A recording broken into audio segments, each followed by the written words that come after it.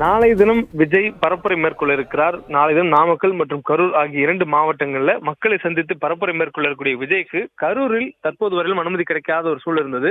நீண்ட இழுபறிக்கு பிறகு தற்பொழுது எந்த இடத்தில் விஜய் பிரச்சாரம் மேற்கொள்கிறார் என்ற ஒரு உறுதிமொழி எழுத்து மூலமாக தவேக கொடுத்ததன் அடிப்படையில மாவட்ட காவல்துறை அதற்கு அனுமதி கொடுத்திருப்பதாக தகவல் சொல்லப்பட்டிருக்கிறது. நாளைய தினம் விஜய் அவர்கள் கரூர்ல வேலுச்சாமிபுரம் பகுதியில பரப்புரை மேற்கொள்வார் என்ற தகவல் சொல்லப்பட்டிருக்கிறது.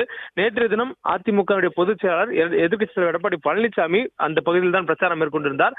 அதே இடத்தில் தாவேகாவினரும் பரப்புரை மேற்கொள்வதற்கு சம்மதம் தெரிவித்ததை அடுத்து இந்த அனுமதி வழங்கப்பட்டிருப்பதாக சொல்லப்படுகிறது. முன்னதாக கரூர் பகுதியில் இருக்கக்கூடிய லைட் ஹவுஸ் பகுதியில் தான் விஜய் பரப்புரை மேற்கொள்வதற்கான அனுமதியானது கேட்கப்பட்டிருந்தது.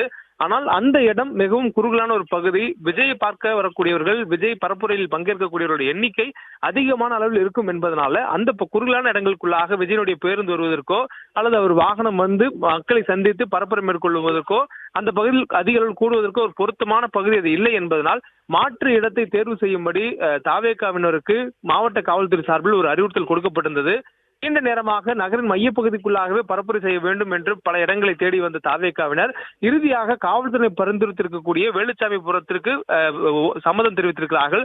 வேலுச்சாமிபுரத்தை பொறுத்தவரையிலும் அருகிலேயே 10 ஏக்கர் அளவுள்ள பார்க்கிங் செய்வதற்கான வசதிகள் இருப்பதாகவும், அதே போன்று அந்த பகுதி ஈரோடு செல்வதற்கான ஒரு புறவழிச்சாலை இருக்கக்கூடிய பகுதி என்பதனாலும் அந்த பகுதிக்குள்ளாக அவர்கள் செல்வதற்கு வாகனங்கள் வருவதற்கும் மற்ற பொது போக்குவரத்து செல்வதற்கும் எந்த வகையான இடையூறும் இருக்காது என்பதனால அந்த பகுதியில் தான் பொதுவாக அதிக அளவில் மக்கள் கூடி ஒரு பரப்புரை மேற்கொள்வதற்கான அனுமதி வழங்கப்படும் என்று காவல்துறை அறிவுறுத்தல் கொடுத்திருக்கிறது. அந்த பரிந்துரையை ஏற்று தாவேகாவினர் வேலுச்சாமிபுரத்தில் பரப்புரை மேற்கொள்வதற்கான சம்மதம் தெரிவித்ததன் அடிப்படையில அவர்களுக்கு வழக்கமான அந்த காவல்துறையினுடைய கட்டுப்பாடு நிபந்தனைகளுடன் அவர்களுக்கான அனுமதியானது கொடுக்கப்பட்டிருக்கிறது.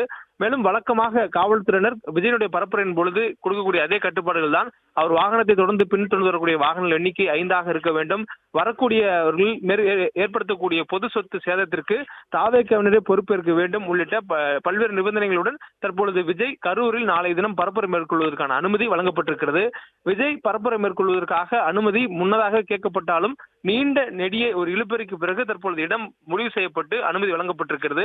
நாளை தினம் பரப்புரை மேற்கொள்ளக்கூடிய சூழல்ல அதற்கு முன்னதாக 24 மணி நேரத்துக்கு முன்னதாக தான் விஜய் பரப்புரை மேற்கொள்வதற்கான அனுமதி கரூரில் கிடைத்திருக்கிறது.